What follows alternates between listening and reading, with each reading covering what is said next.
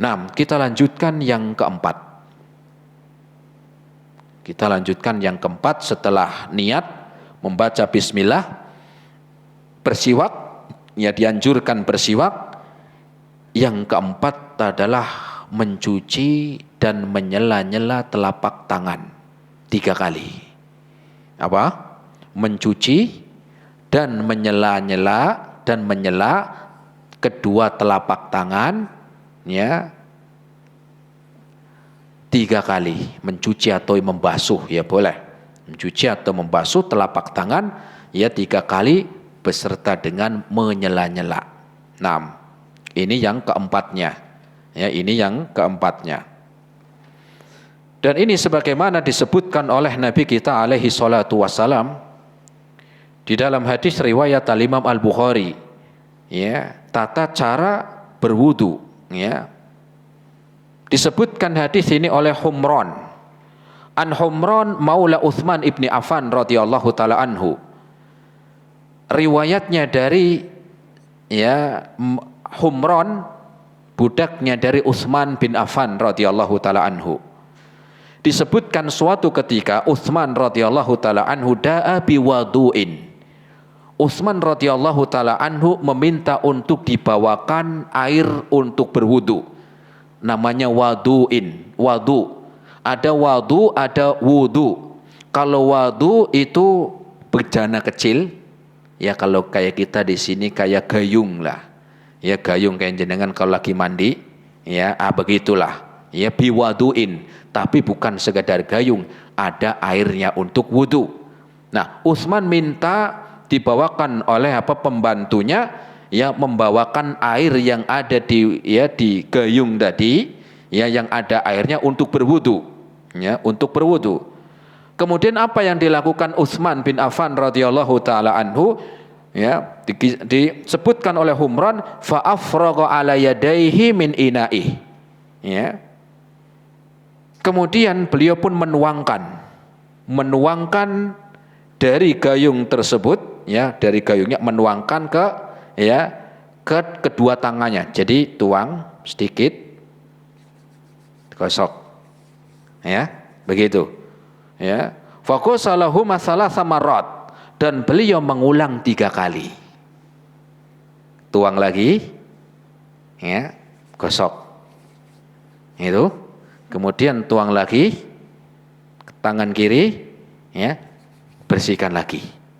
Kata Humran fagosalahuma, dan beliau melakukan demikian salah samarat 3 kali, ya 3 kali mencuci tangan, ya serta ya membasuh ataupun mencuci dan menyela. Nih nyela begini, ya boleh begini, ya 3 kali. Gimana kalau sekali? Ya boleh, ya boleh, ya.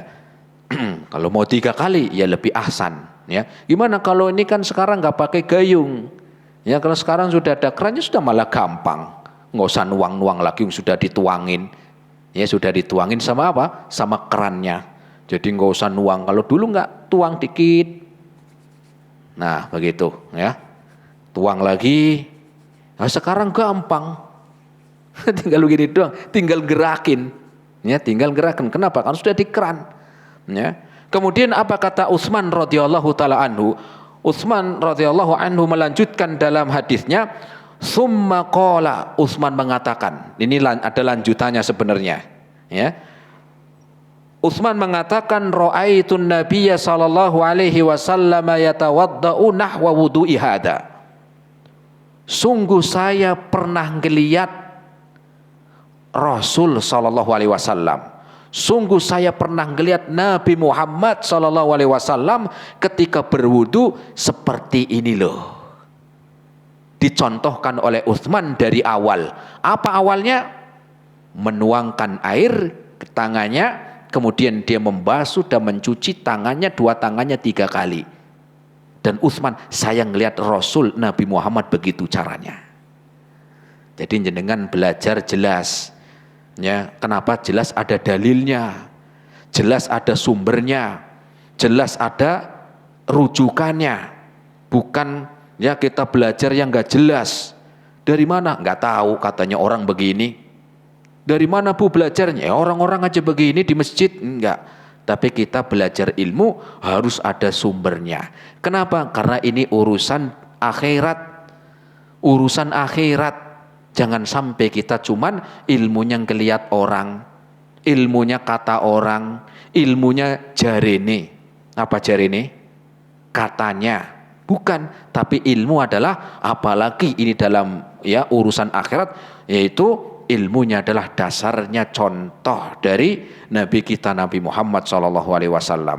Jadi katanya Utsman, saya ngelihat Nabi Muhammad cara wudunya pertama dengan itu. Setelah bersiwak kemudian beliau menuangkan. Kalau sekarang di kran ya enak, sudah tinggal apa? Di kran. Tapi jangan kenceng-kenceng banget. Kalau antum ngelihat menuangkan itu kan gak banyak. Menuangkan berapa sih, paling mungkin seini kan tuangkan. Nah, kalau di keran apalagi jenengan kalau pakai keran kan dipolin. Wah itu kalau selesai wudu mungkin bukan segayung, seember. Ya, seember habis. Ini satu gayung kecil bisa untuk berwudu. Ya kan? Nah, soalnya kadang-kadang orang itu pakai keran kenceng-kenceng banget. Ya, apalagi sambil ngobrol lagi.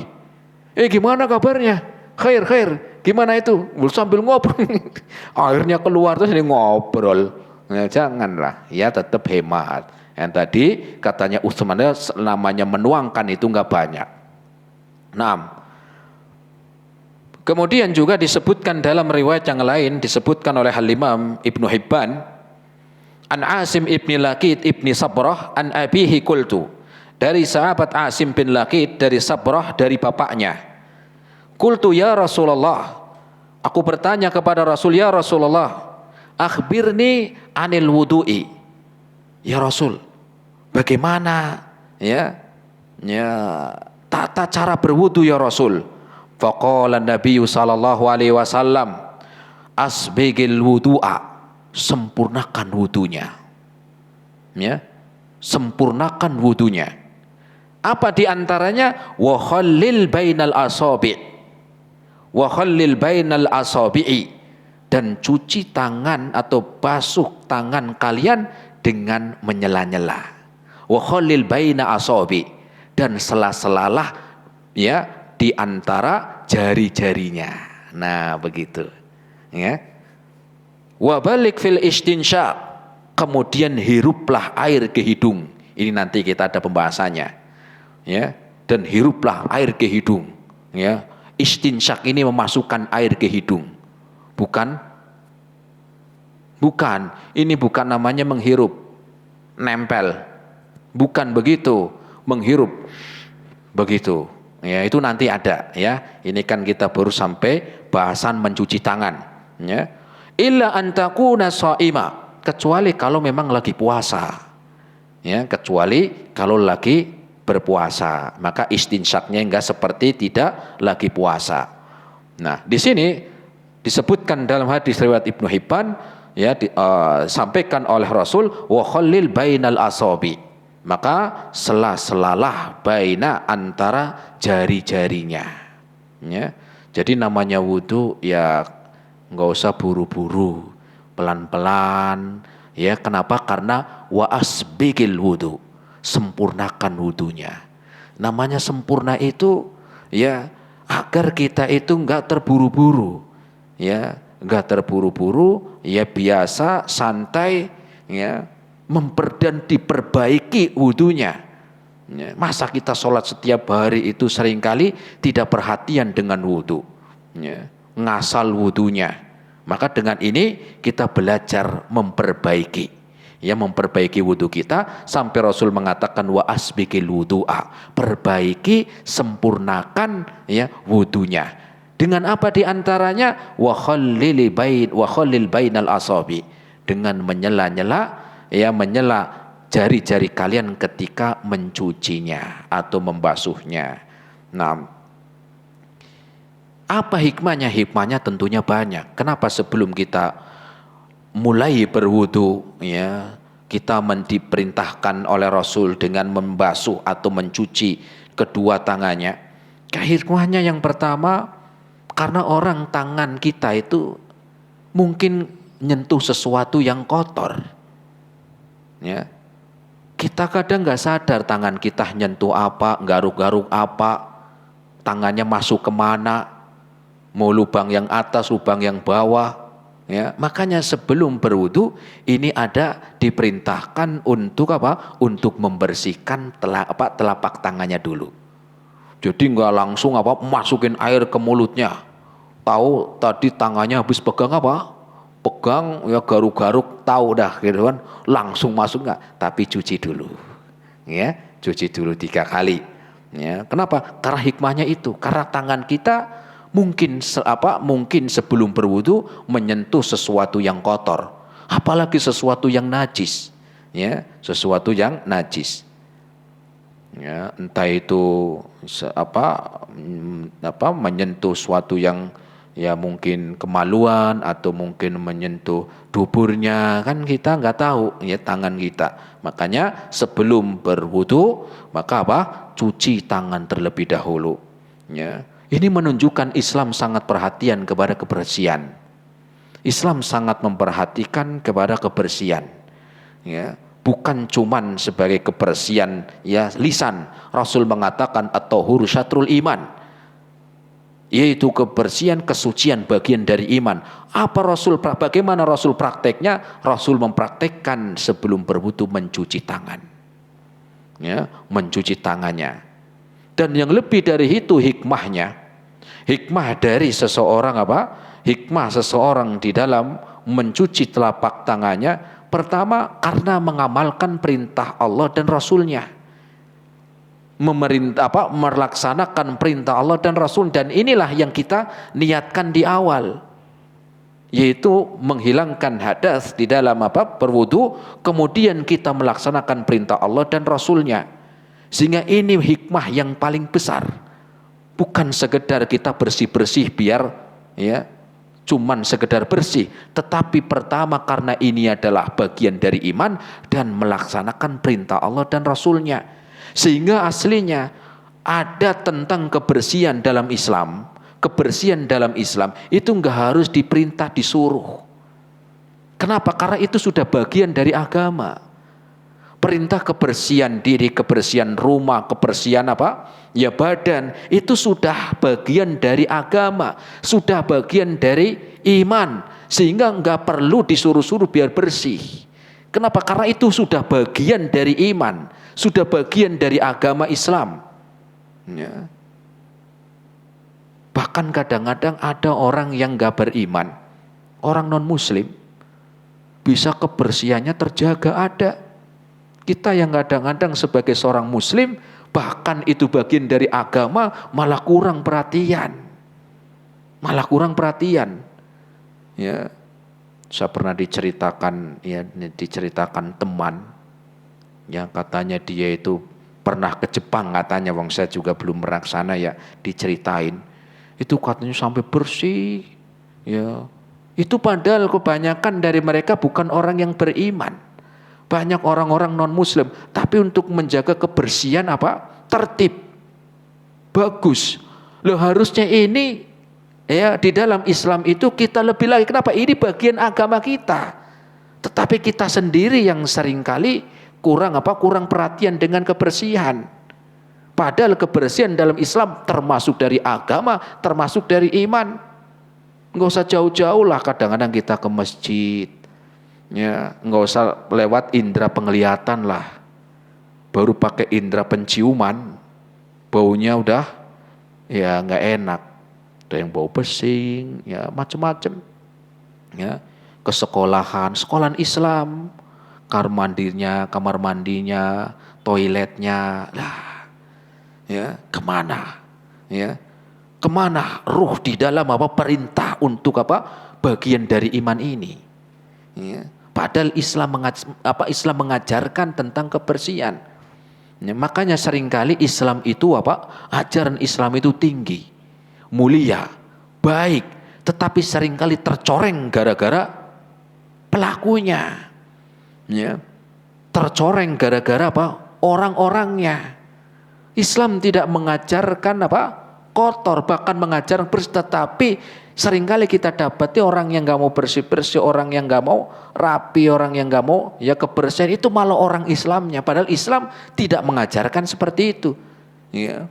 Sehingga seringkali Islam ini tertutup, ya, tertutup kebaikan-kebaikan dalam ajarannya oleh orang-orangnya. Ya. Jadi apa? Ya, al-Islamu mahjubun bil muslimin. Ajaran Islam itu seringkali tertutup oleh orang-orang muslimnya. Kenapa? Pelakunya ya seringkali orang Islam. Ya, lewat terminal, kadang-kadang di pinggir-pinggir itu bukan toilet. Ya, sudah kayak peta. Ya, kayak peta warnanya itu. Waduh, baunya mau tutup hidung terus begini terus nggak bisa nafas. Ya mau tahan terus begini ya khawatir meninggal kan gitu. Dibuka ya baunya nggak kuat. Aduh itulah. Ya saya nggak nuduh itu orang Islam, ya mungkin ada yang selain orang Islam mungkin juga ada.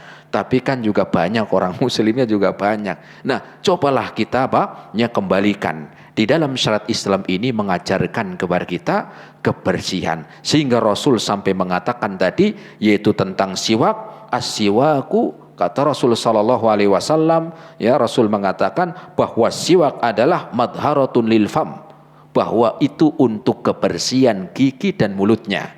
Wa mardatun lirabbi, dan mendatangkan ridho dari Allah Subhanahu wa taala. Kemudian juga yang keempatnya dengan mencuci telapak tangannya. Ya sambil menyela-nyela sampai 3 kali. Makanya Utsman mengatakan Rasul saya lihat wudunya begini. Ya, Rasul saya lihat cara wudunya dimulai begini. Nah, dari sini kita mengetahui jamaah rahimani Allah wa iyyakum jami'an, yaitu poin yang keempat, yaitu apa? Ya, mencuci tangan atau mencuci telapak tangan 3 kali dengan apa? Menyela-nyela. Nah, jamaah rahimani Allah wa iyyakum jami'an, ini yang bisa kita sampaikan. Insyaallah taala kita lanjutkan kembali di dalam poin-poin setelahnya agar kita lebih paham, lebih detail dan lebih kuat di dalam ilmu kita di dalam mengamalkan. Masih banyak yang belum tahu tentang tata cara, ya. Sehingga kita belajar bukan hanya sekedar ngelihat, tetapi kita tahu teorinya, ilmunya, kemudian di dalam mengamalkannya. Semoga bermanfaat. Wassallallahu ala nabiyyina Muhammad wa ala alihi wa ashabihi wa sallama tasliman katsira. Subhanakallahumma bihamdika asyhadu an la ilaha illa anta astaghfiruka wa atubu ilaik. Assalamualaikum warahmatullahi wabarakatuh.